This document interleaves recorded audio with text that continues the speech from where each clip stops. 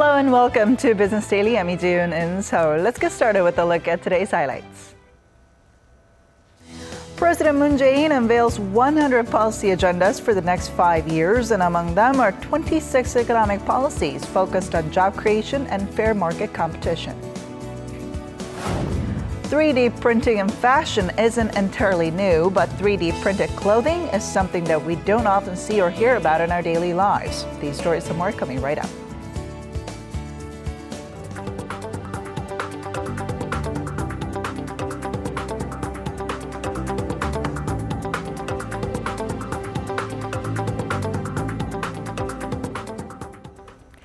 Earlier today, President Moon Jae-in unveiled his administration's 100 major policy agendas, laying the groundwork of his 5-year term.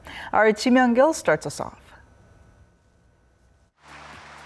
President Moon Jae-in's Policy Planning Advisory Committee narrowed the hundreds of potential policy objectives to exactly 100, focusing on the economy, society, national security, and science.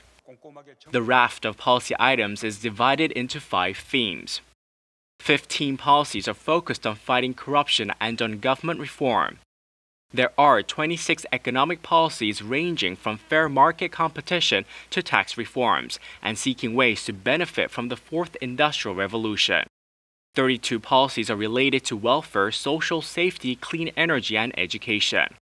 11 policies are under the theme of balanced regional growth, including possibly decentralizing power from Seoul to the country's local governments and municipalities.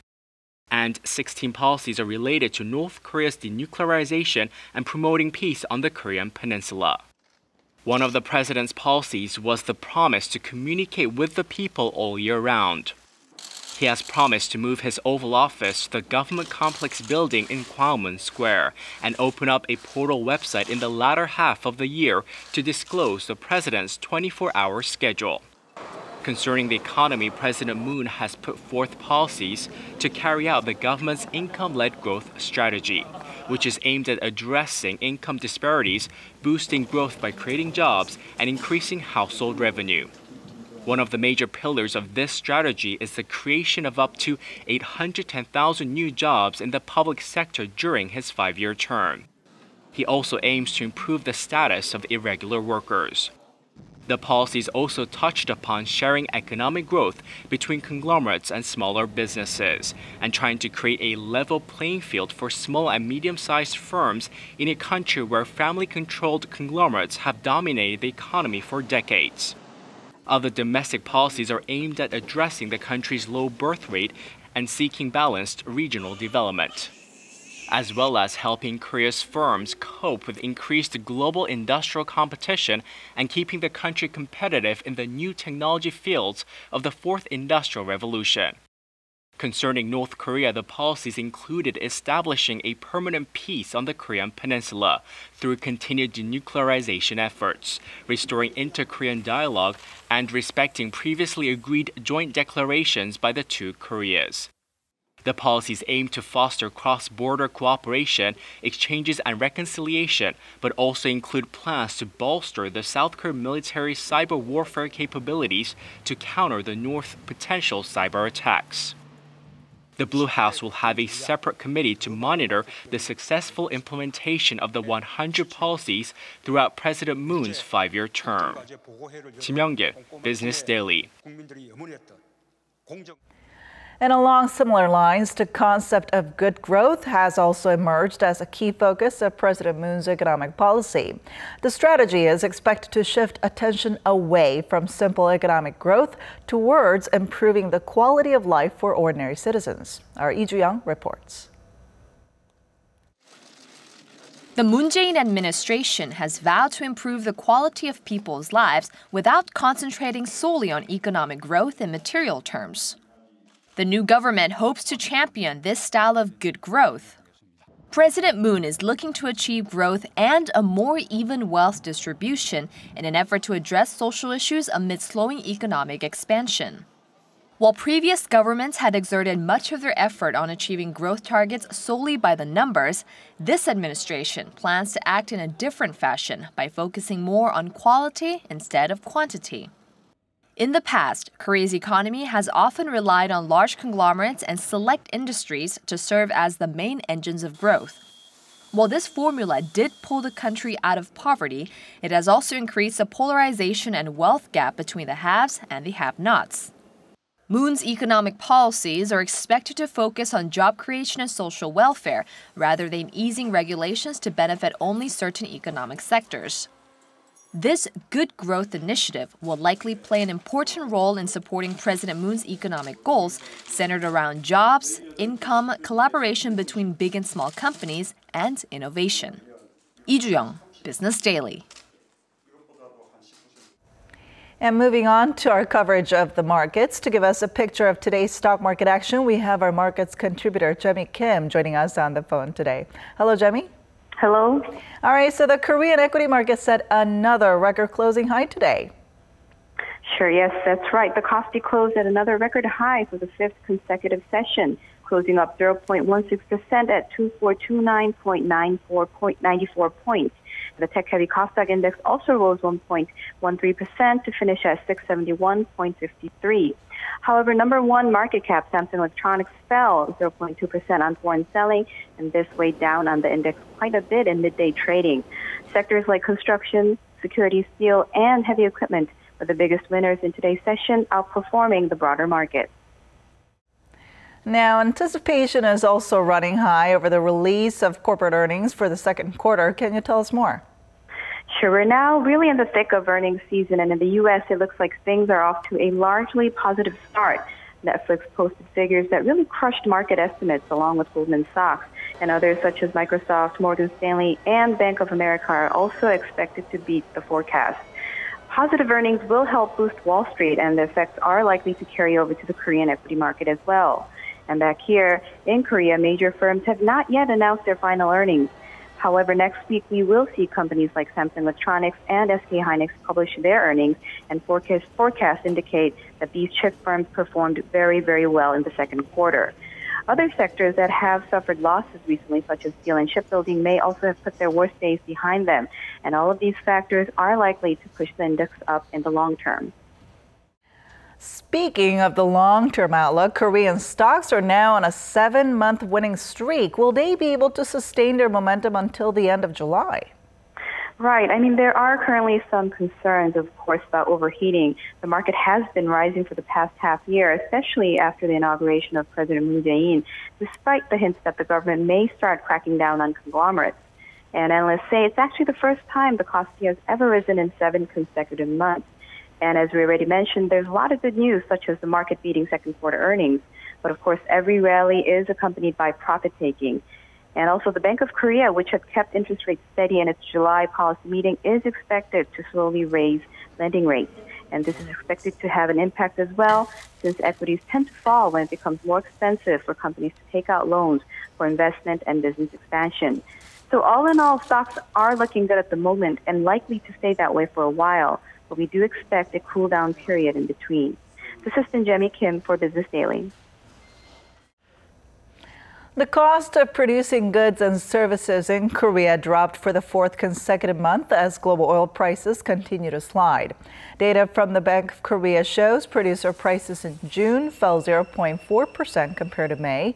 The price of coal and petroleum products slid 4% on month, while agriculture and fishery products fell 1.2%. Egg prices still remain at twice the level seen last year due to a supply shortage caused by the recent avian influenza outbreak. The central bank says the fall in production costs were largely due to a drop in global oil prices. The benchmark Dubai crude tumbled nearly 8.5% for the month of June.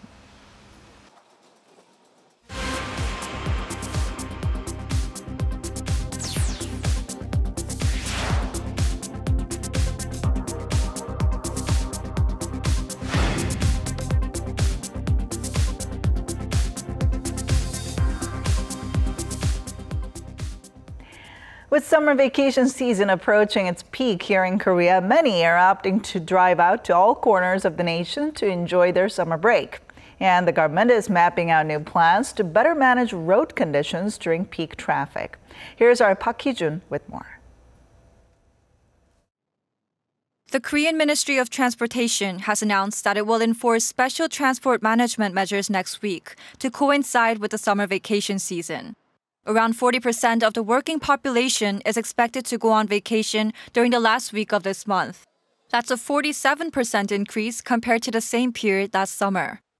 The expressways out of the Seoul metropolitan area are expected to be at their busiest on the 29th, while routes back to the capital are likely to be congested on the 1st.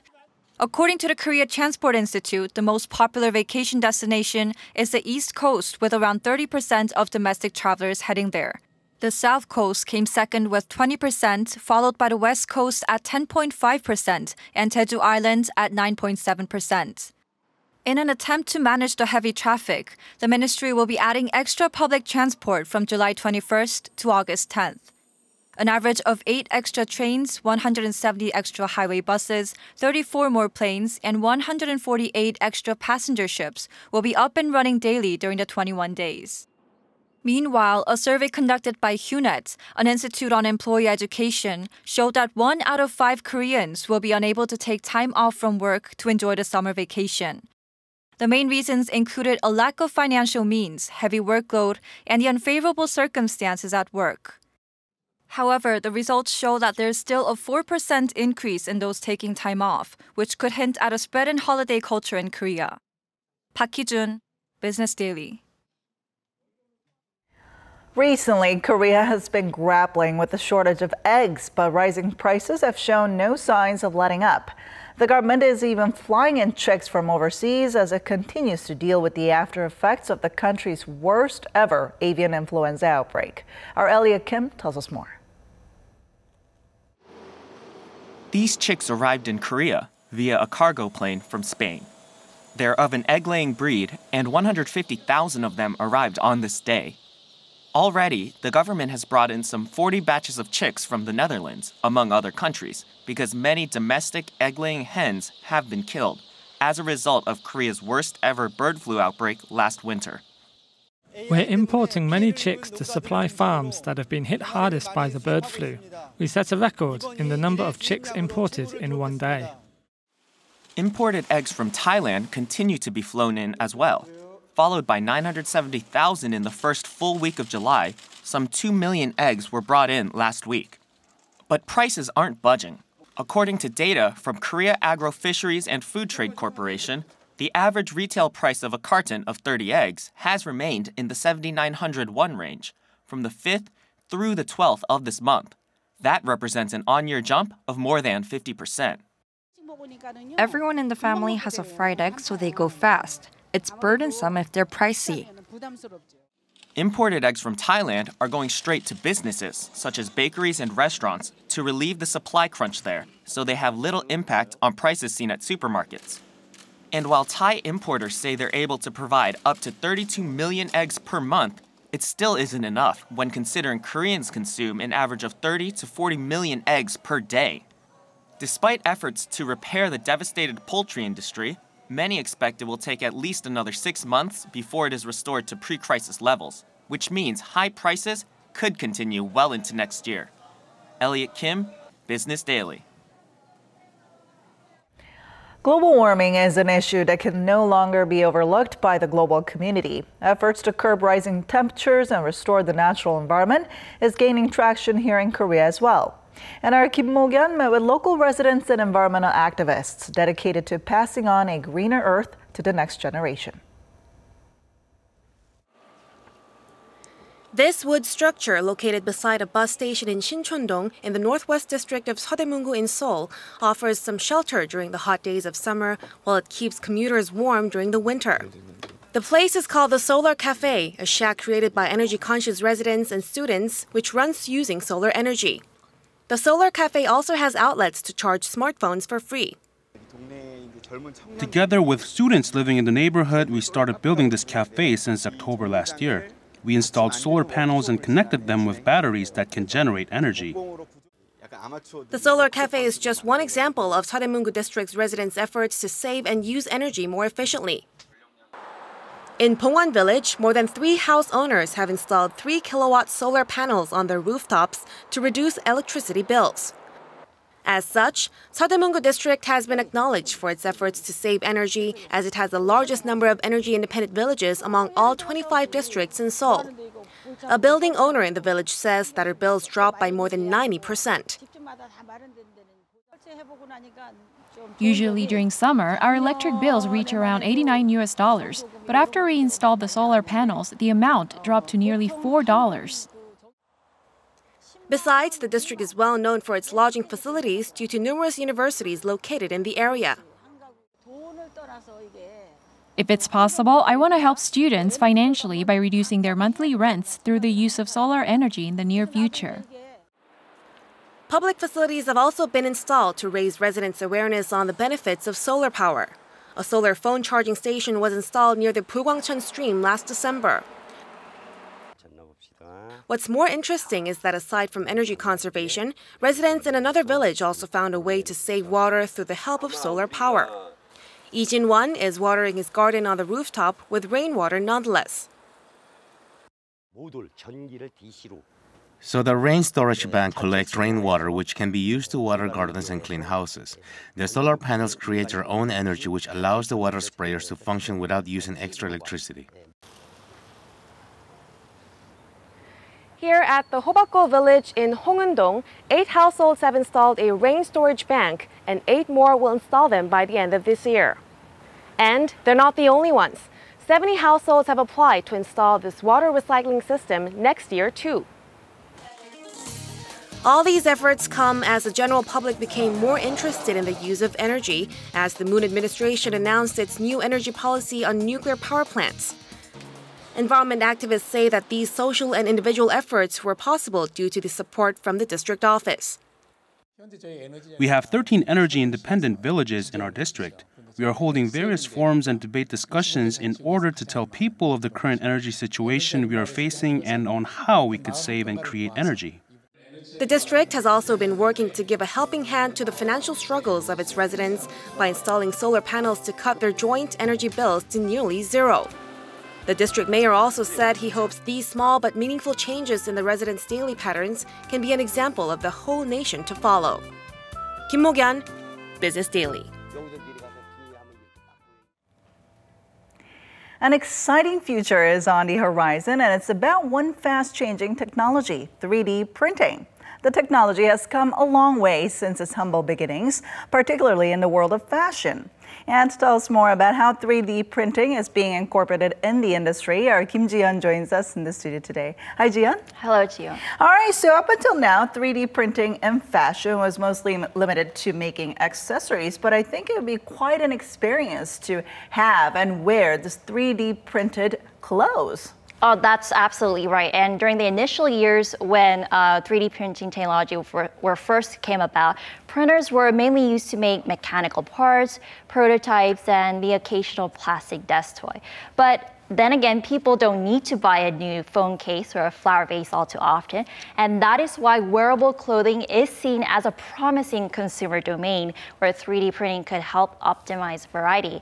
And I've been fortunate to be able to talk to local experts who are working on the collaboration of these two fields. Take a look. Scan it, print it, wear it. The future of fashion looks set to be 3D. At least that's the end goal for recently launched collaboration of 3D fashion. A 3-year project led by a team of researchers in Kookmin and Kyungin Women's Universities aims to revolutionize the realm of fashion by making clothing printable for the masses. The concept isn't an entirely new one, as many foreign companies and fashion designers have toyed with the idea for years. Previous attempts to print clothes have hit a standstill as textures were close to flexible plastic, not suitable for wearable clothing. So we came to understand the need to research fabric structures in detail with hopes it will become the basis for improvements in 3D material technologies. The team focused on 3 different types of structures: knitwear, chainmail, which consists of small rings linked together, and the insertion of pins onto soft urethane material. They're used in this meters-long 3D printer to conjure up a dress in one piece from bottom up in 18 hours, eliminating the need for thread needles or sewing. Up until now, it took 2,000 hours straight to print out a dress through smaller, multiple printers.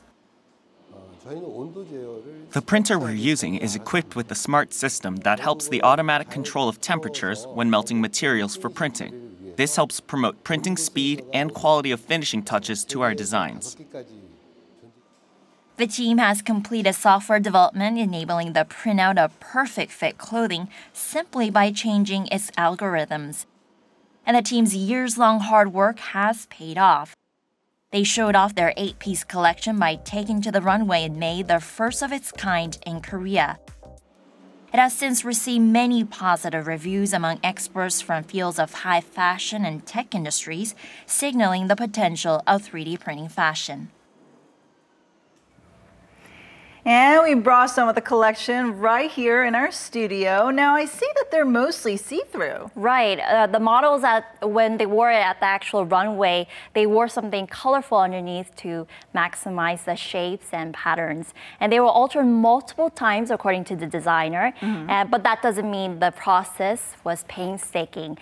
In comparison to the current 2D method, which requires a painstaking process of many layers of sampling, he said it was easier to experiment in 3D, saying the printer delivered exactly what he wanted, as if it read his mind. Now, it's not as smooth as silk. I mean, it's obviously a very well-made dress. Right. And it's, of course, it's more tender than it looks, right? Right, but then right. at this point, I'm wondering, I mean, are we no longer going to need sewing machines when making clothes? I mean, are we going to have them printed out from here on out? Well, I'm afraid that's not going to happen anytime soon. The industry is still in its infant stages, just barely scratching off the surface. One of the biggest hurdles is that it has to lower down the price. Right. This piece alone, for instance, it's about $870 as a starting price. Wow. And that's mainly because of it's rare. It's hard to find these filaments. And if taken into account the hours of research and the passion the team has shown, it's priceless. Now, are there any efforts being made to make this more affordable, I guess? And also, I have this question. I mean, how are we going to wash these? I mean, are we going to be able to put these pieces into the washing machine? Well, to give you the good news first is that the team is working with other experts in like fabric and textiles to bring the unit cost down. And they're planning to open up an open source platform, putting it online, their findings. Okay. But the bad news is they're not washable. You can't put it in the washer yet. No. But that may change soon as the team is working with other experts in the field. All right. Thank you so much for your report today and also bringing all these clothes for us to see. Thank you. No sweat.